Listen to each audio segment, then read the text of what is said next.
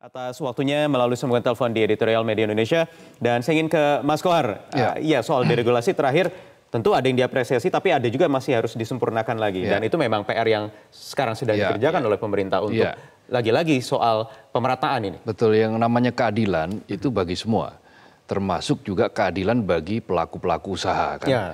Keadilan bagi pelaku-pelaku usaha ini penting karena apa? Dia menjadi penggerak ekonomi.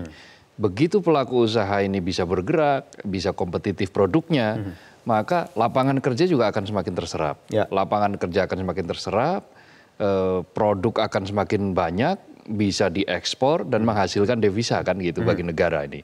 Jadi sirkulasinya seperti itu. Nah begitu sirkulasi ini lancar, maka akan lancarlah dia. Tetapi bila sirkulasi ini mampet, mungkin karena perizinannya yang terlalu bertele-tele atau regulasinya yang berbelit-belit, biasanya seperti itu, yang dibuat susah, yang mestinya mudah tapi dibuat susah, harus melalui sekian pintu. Nah itu akan menjadi rakyatlah yang akan memikul bebannya. Masyarakat tidak akan mendapatkan sesuatu. Nah, kalau dunia usaha juga seret juga gitu. Karena itu yang namanya berkeadilan sekali lagi adalah untuk semua. Untuk masyarakat Indonesia, untuk publik Indonesia, termasuk juga bagi mereka-mereka yang bergerak di bidang usaha. Tanpa membeda-bedakan. Tanpa membeda, termasuk dengan mengakomodir perusahaan-perusahaan retail dari luar negeri. Iya, bisa kan di situ SPBU kan sekarang banyak Presiden juga. Silakan semakin banyak misalnya perusahaan-perusahaan dari luar negeri membuat retail sampai tingkat-tingkat kabupaten gitu kan ya, dengan membuat SPBU kecil gitu, SPBU mini, maka harga akan menjadi kompetitif dan siapa yang diuntungkan? Masyarakat. Oke, baik. Kita akan lanjutkan lagi nanti Mas Kohar. Dan juga pemirsa, kami masih menantikan sambungan telepon dari Anda di Editorial Media Indonesia. Saat lagi kami akan kembali. Ya, baik, kembali di Editorial Media Indonesia dan saatnya saya menyapa Anda penelpon yang sudah mencoba menghubungi kami. Yang pertama saya ingin ke Jember, ada Pak Iwan. Selamat pagi Pak Iwan.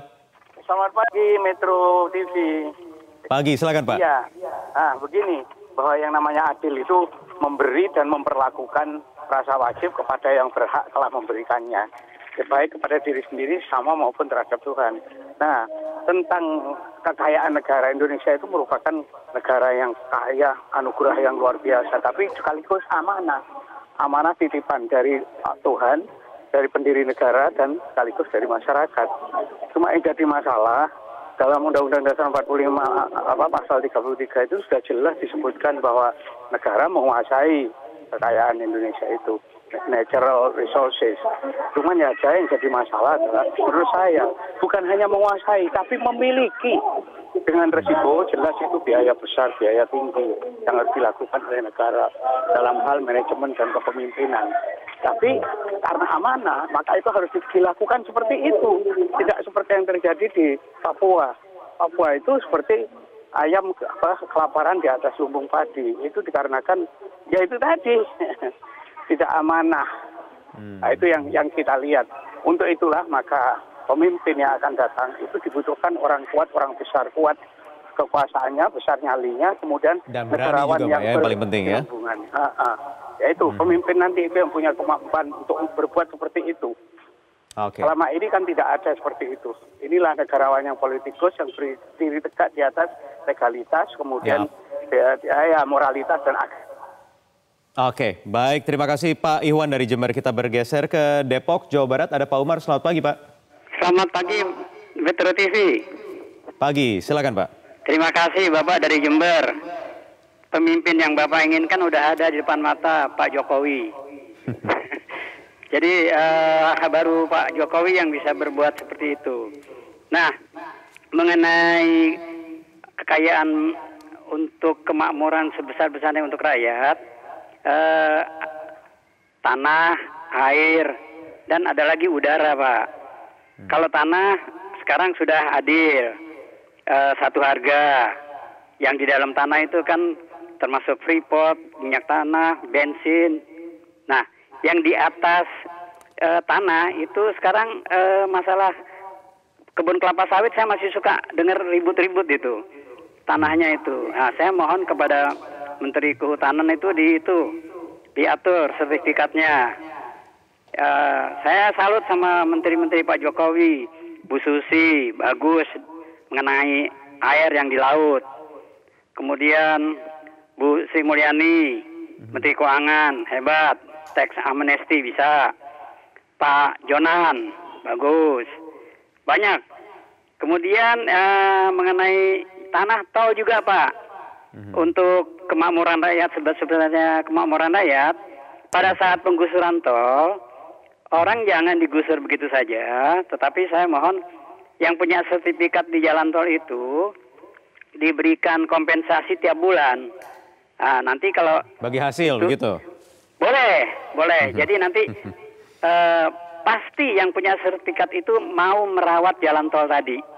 Ya. Dan itu akan turun-temurun. Kalau yang ini meninggal ke ahli warisnya. Jadi itu adil itu. Jangan beli makin rebutan, makin susah pembebasan lahan ya nanti rebutan. Iya, pembebasan lahannya akan gampang itu. Karena misalnya seperti Bapak, tanahnya digusur. Bapak dapat kompensasi tiap bulan sampai ahli waris turun-temurun, Pak. Oke, baik. Terima kasih Pak Umar dari Depok. Kita bergeser ke Ambon. Ada Pak Poli. Selamat pagi, Pak. Ya, selamat pagi Mas Wahyu, Pak Kodir, selamat pagi. Pagi Pak Poli, silakan Pak. Kompas Metro TV. Menarik nih energi berkeadilan topik ini Pak. Jadi menurut saya, energi itu kan ada energi yang berupa berbolik fosil itu kan lama-kelamaan akan habis. Nah pemerintah harus mendorong juga untuk biofosil Pak, biodiesel maksud saya, supaya penelitian-penelitian ini bisa dikembangkan dalam saat untuk Indonesia ke depan. Nah kalau menurut saya berkeadilan, kalau energi berkeadilan berarti energi BBM menurut saya itu harus dinikmati oleh seluruh rakyat Indonesia. Kalau saya bicara Maluku kurang lebih 92,6% adalah laut. Nah untuk menjangkau ini Pak Wahyu dan Pak Kodir agak susah BBM-nya. Tetapi kebijakan pemerintah ketika disatukan harga sampai ke Papua, ini masyarakat Maluku sudah menikmati Pak Wahyu, walaupun belum maksimal. Oleh sebab itu dalam rangka ke depan debat publik, debat presiden dalam kapasitas calon presiden, saya kira ini harus diangkat juga oleh presiden untuk program-program energi listrik dan BBM. Karena memang begini, Mas Wahyu sebentar, saya mau mengatakan kurang lebih juga 19 desa di Maluku ini belum terlilit listrik. Oleh sebab itu program PLN ke depan, energi listrik ini harus dinikmati seluruh desa listrik, di Maluku. Pak, ya? Ini sebagai tapi sekarang BBM sudah tidak ada masalah, sudah merata semua di sejumlah kabupaten di Maluku ya Pak? Metro TV. Oke, baik. Terima kasih Pak Poli, Pak Umar, dan juga Pak Iwan. Mas Kuar, tadi terakhir mungkin saya ingin dari Pak Poli. Maluku juga ikut merasakan dengan BBM satu harga yang sebelumnya juga ada di sejumlah daerah. Betul. Kabupaten kita tahu ada harga-harga yang masih timpang. Tetapi sekarang sudah tidak jadi masalah. Namun listrik ini masih dikeluhkan juga. Ya, memang betul bahwa, tetapi begini, catatan statistik bahwa rasio elektrifikasi kita itu yang dicapai itu melampaui target. Ini di halaman muka Media Indonesia ini ya, kemarin dipresentasikan oleh Pak Jonan ya? Ini sambungan yang terpasang.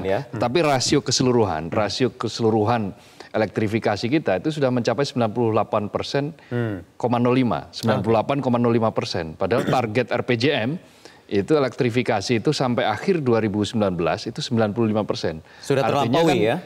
Sampai akhir 2018 saja sudah terlampaui, sudah mencapai 98,05. Maka pemerintah kemudian targetnya di akhir 2019 itu 99,9%. Kalau bisa mencapai itu, maka nanti kan akan sampai 100%. Nah kalau 100% kan berarti semua daerah sudah teralih listrik.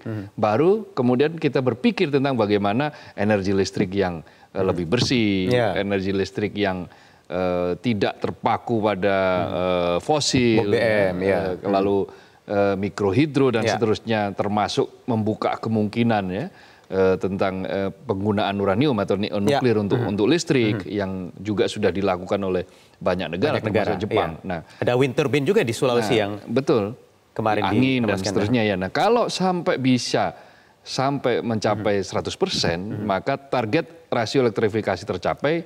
Kemudian kita bisa berpikir untuk selanjutnya tentang bagaimana misalnya mobil listrik dan seterusnya. Nah, pelan-pelan tapi pasti yang jelas itu capaian yang harus diapresiasi ya karena melampaui target. Kami akan bahas nanti selengkapnya lagi, masih ada satu segmen di Editorial Media Indonesia. Sesaat lagi pemirsa tetap bersama kami. Ya baik, kita lanjutkan lagi Editorial Media Indonesia. Ada amanat konstitusi bagi kita agar negara bisa menguasai kemudian nanti dinikmati bersama-sama. Kalau tadi menurut Pak Umar, udara, darat, air